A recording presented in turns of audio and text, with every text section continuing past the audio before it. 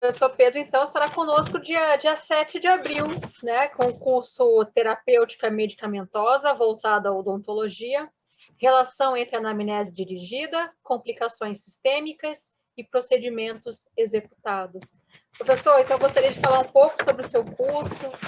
Por favor, fique à vontade. Se quiser compartilhar sua tela também, fique à Vou vontade. compartilhar, vou passar um pouquinho dos slides que eu estou preparando para vocês. Quando a gente pensa em farmacologia na odontologia, a gente lembra daquela disciplina que foi conversada, às vezes no segundo ano em algumas turmas, às vezes no terceiro ano em outras turmas, e a gente fica com aquele negócio na cabeça, né? Diclofenaco, Tilenol e amoxicilina. Diclofenaco, Tilenol, amoxicilina, lidocaína. Pronto, acabou. A gente leva isso para a nossa vida e passa 20, 30, 40 anos no nosso consultório. A vida do odontólogo hoje é mais ou menos essa, 40 anos de consultório. E quando a gente pensa em terapêutica medicamentosa, e quando a gente pensa em farmacologia, a gente não coloca na nossa cabeça que 40 anos atrás existia uma farmacologia que não existe hoje. A farmacologia ela é completamente outra. O que você aprendeu, o que eu aprendi em 2002 na faculdade, hoje não existe mais aplicabilidade para aquilo.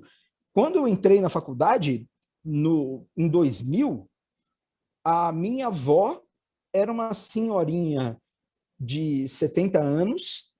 Em 2000, 70 anos, era uma senhorinha cansada que fazia tricô, crochê, aposentadinha em casa, e já curtindo a melhor idade dela. Hoje em dia, uma pessoa de 70 anos, uma senhora de 70 anos, um homem de 70 anos, um senhor de 70 anos, tem uma vida 100% ativa. Hoje a gente vê uma pessoa de 70 anos completamente diferente do que a gente viu uma pessoa de 70 anos atrás. Hoje, uma pessoa de 55, 60 anos de idade, que estava começando a entrar numa fase de aposentadoria 10 anos atrás, hoje, muitas vezes, é o responsável pelo sustento da casa. E com isso vem medicamento para pressão, medicamento para colesterol, medicamento para controle de ansiedade. A gente tem uma gama, a gente tem um leque de medicação que hoje em dia é aplicado no paciente que a gente recebe de segunda a segunda, das 8 da manhã às 8 da noite no nosso consultório, que muitas vezes passou desapercebido de quando a gente começou a estudar, ou então da última vez, seja na nossa pós-graduação, que nós tivemos contato com farmacologia. E, principalmente na graduação, que a gente teve essa disciplina de farmacologia num segundo ano e não teve essa vivência prática junto com a farmacologia para valer mesmo, com aquele conteúdo programático mesmo, e o paciente sendo recebido por nós, a gente não conseguiu desenvolver toda aquela carga de conteúdo que foi passado para a gente. Hoje a gente tem, na época da nossa farmacologia, uma bagagem de informação muito grande, guardada num espaço ocioso do cérebro, sem poder trazer isso para a nossa prática. Por quê? Porque talvez aquilo não seja confortável.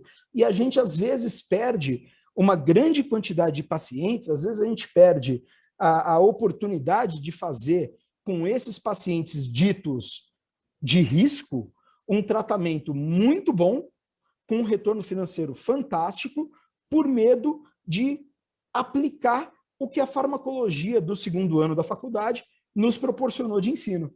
Entendeu? E o que nós vamos fazer no dia 7? No dia 7, nós vamos conversar a respeito de tudo isso. A minha ideia, deixa eu compartilhar minha tela aqui, Lu, só um pouquinho. A minha ideia no dia 7 é... Apareceu aí? Como é que tá? Apareceu. Tá.